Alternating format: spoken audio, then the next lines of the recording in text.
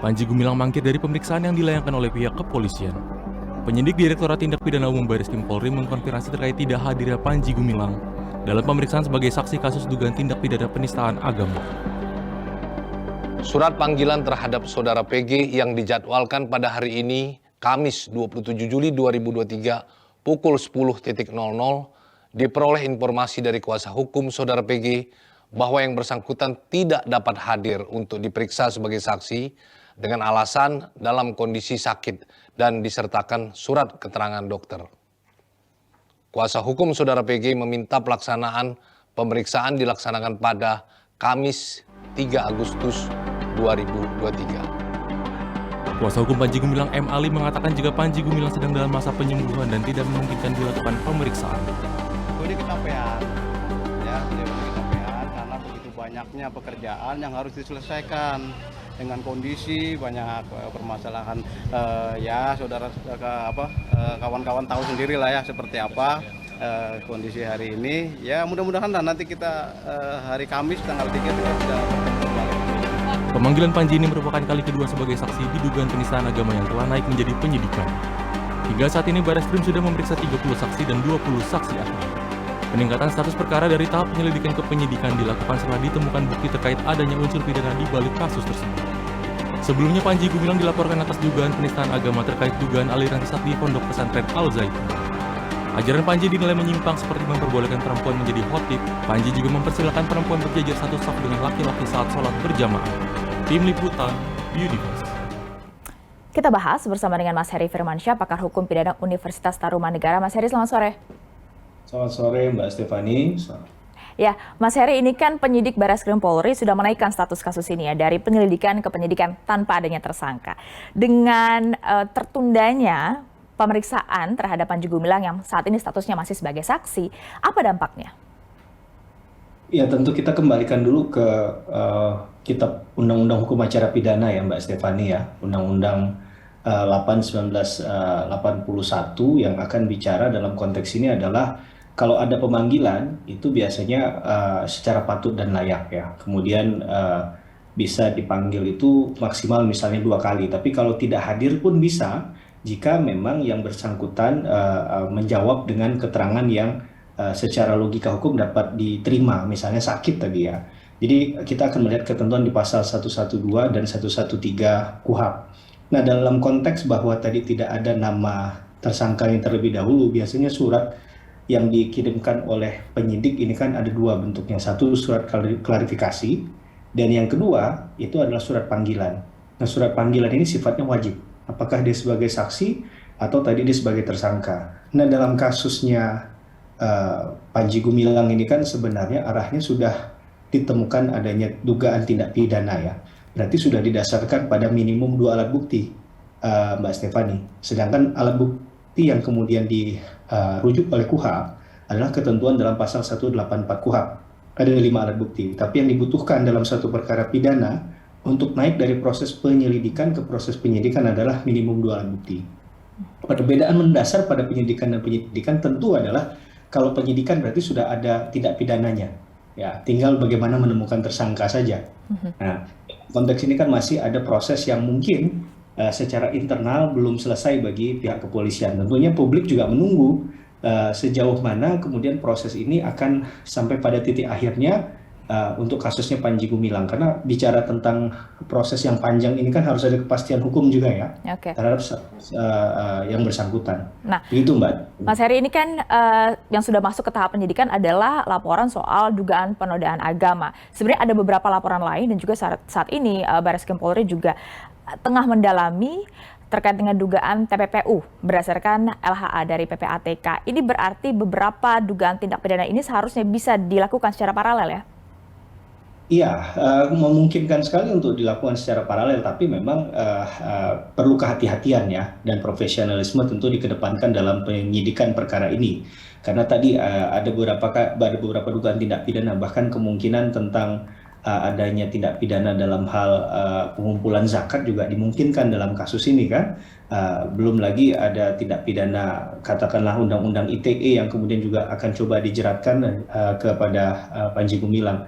Nah, tentunya penyidik harus fokus pada setiap katakanlah perkara yang coba diajukan kepada Panji Gumilang, karena jangan sampai nanti ada upaya hukum yang dilakukan misalnya lewat pra peradilan oleh tersangka, karena kan sekarang objek pra peradilan diperluas objeknya, salah satunya adalah penetapan tersangka itu bisa diajukan ke ranah pra peradilan. Jadi memang kita bisa memahami kehati-hatian dari pihak kepolisian, tapi tentunya sekali lagi bukan berarti kalau secara kehati-hatian berarti tidak bisa sesegera mungkin ya menentukan kasus ini, karena publik juga sebenarnya sudah menilai banyak sebenarnya bukti-bukti yang sudah bisa diajukan. Minimal tadi benar kata Mbak Stefani, kasus pertama dulu yang pokok ini yang kemudian diselesaikan, ada tidaknya penodaan agama di sana. Ketentuan KUHP yang digunakan adalah pasal 156A.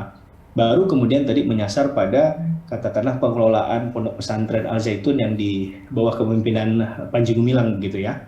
Karena ada sejumlah uang ditemukan rekening yang kalau nggak salah saya sampai ratusan begitu, yang atas nama pada sebenarnya satu orang bermuaranya. Nah ini kan perlu ada klarifikasi terlebih dahulu dari yang bersangkutan, kemudian juga diikuti dengan proses pembuktian yang secara saintifik dapat dipertanggungjawabkan nanti. Nah, gitu, Mbak. Mas Heri, di tengah penyidikan yang sudah berlangsung, kemudian seakan tidak tinggal diam, Panji Gumilang juga kemudian melaporkan beberapa pihak. Salah satunya adalah Gubernur Jawa Barat Ridwan Kamil. Kemarin kami sempat mewawancarai kuasa hukum Panji Gumilang mengatakan bahwa yang digugat adalah Ridwan Kamil secara personal. Mungkinkah untuk membedakan subjek hukum perorangan dengan kelembagaan? Karena kalau kita lihat di media sosial Kang Emil ini dia mengatakan ya saya menyampaikan pernyataannya itu sebagai Gubernur Jawa Barat yang melindungi warganya. Ya, mungkin ini pengajuan dari konteks lapangan hukum perdata ya, yang coba untuk diajukan karena yang bersangkutan merasa dirugikan secara material gitu ya, sehingga mengajukan gugatan keperdataan.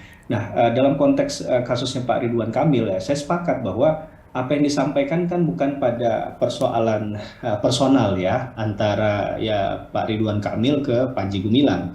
Tentunya ada kewajiban hukum juga bahwa ada konsekuensi dari tugas pokok fungsi dari seorang kepala daerah. Kebetulan dugaan tindak pidana ini kan terjadi di wilayah hukum Jawa Barat kan, di Indramayu. Maka saya rasa relevan sekali bahwa Pak Ridwan Kamil juga diminta untuk kemudian menyampaikan terkait dengan hal tersebut. Tapi statement ini bukanlah statement yang kemudian dibangun atas narasi persoalan pribadi tadi ya, atau memang berusaha untuk menjatuhkan atau mencoreng nama baik seseorang, karena tentunya ini kita tahu bersama proses ini sudah berjalan beberapa bulan belakangan kan, dan kemudian sudah ada dugaan tindak pidana juga yang sedang diproses dalam ranah hukum. Maka saya rasa kapasitas Pak Ridwan Kamil dalam kemudian menyampaikan statement itu tidak memenuhi unsur kesalahan ya, menurut saya secara pribadi begitu Mbak Stefani. Tapi bagaimanapun dalam ranah hukum, dalam negara hukum, siapapun yang kemudian merasa hak hukumnya dicederai ya dapat mengajukan upaya hukum, termasuk bukan hanya kepada proses pidananya saja, tapi proses perdata. Tapi kalau dalam ranah praktek, kita akan melihat ini sebagai satu yang mungkin delay lah ya, karena kan selama ini atensinya hanya kepada Panji Gumilang. Kemudian akhirnya ini coba untuk ya dalam tanda petik fight back lah, perlawanan balik untuk kemudian memperlihatkan bahwa sebenarnya bukan hanya Panji Gumilang yang bersoal, jadi coba konsentrasinya dipecah. Tapi dalam hal ini saya tidak melihat ada unsur yang terpenuhi ketika mengajukan gugatan kepada seorang Ridwan Kamil selaku pejabat dalam hal ini adalah Gubernur Jawa Barat. Begitu Mbak Tapi Stefani. seperti jadi ada yang saling lapor begitu ya. Seperti hari ini Wakil Ketua Umum MUI Anwar Abbas juga melaporkan balik Panji Gumilang. Apakah ada sebenarnya mekanisme lain untuk kemudian menyelesaikan ini? Ya, kalau kita bicara ranah hukum, memang sebenarnya proses hukum itulah yang menurut saya paling tepat untuk digunakan ya. Tapi dalam hal tertentu tentunya ada hal yang secara pertimbangan tidak semuanya harus diselesaikan lewat jalur hukum, karena khususnya misalnya dalam konteks pidana, misalnya juga dari keperdataan, itu kan pasti ada tenaga, waktu, biaya, pikiran yang harus dikonsentrasikan di sana. Ada sejumlah SDM dari penyidik yang seharusnya misalnya bekerja untuk kepentingan tugas-tugas lain yang lebih penting, itu akhirnya tersita di sana. Tapi dalam hal ini saya rasa bahwa apa yang disampaikan oleh pihak penyidik ya berlaku secara profesional gitu ya. Apakah ini karena belum ada juga sampai sekarang penetapan tersangka? Karena kan ini sudah dinaikkan statusnya ke penyidikan ini dari sejak 4 Juli. Kalau dari pengalaman Anda sendiri sebenarnya apa biasanya yang menyebabkan dari kasus yang sudah dinaikkan menjadi penyidikan ini belum juga ada tersangkanya? Iya, mungkin untuk beberapa kasus kita nggak bisa menyamaratakan ya. Pasti ada kaitannya misalnya berat ringannya perkara, kemudian bagaimana kemudian kasus ini atensi publik atau tidak. Karena desakan publik ini kan juga mempengaruhi kadang bagaimana speed trial-nya tadi ya. Speedy trial-nya itu kemudian diperhatikan ya. Belum lagi ada banyak kasus yang kemudian secara SDM, bukan saya tidak bicara kualitas ya, tapi kuantitas atau jumlah dari penyidik yang mungkin tidak berbanding lurus dengan perkara yang masuk misalnya. Oke. Nah, jadi ini harus kita pahami. Jadi ada memang kesulitan-kesulitan dalam tahap penyidikan yang sekarang ketika ini jadi domain publik, atensi publik, maka harus di-sharing nih, harus dikomunikasikan, harus disampaikan. Jadi ada kewajiban moral bagi penyidik untuk menyampaikan hal itu. Apalagi kalau bicara tentang penodaan agama kan suatu hal yang sejauh Sensitif. ini memang menarik atensi publik ya, gitu. Oke, terima kasih banyak Mas Heri Firmansyah sudah bergabung bersama Berita Satu Utama. Nanti kita tunggu ya bagaimana kehadiran dari Panji Gumilang dalam pemanggilan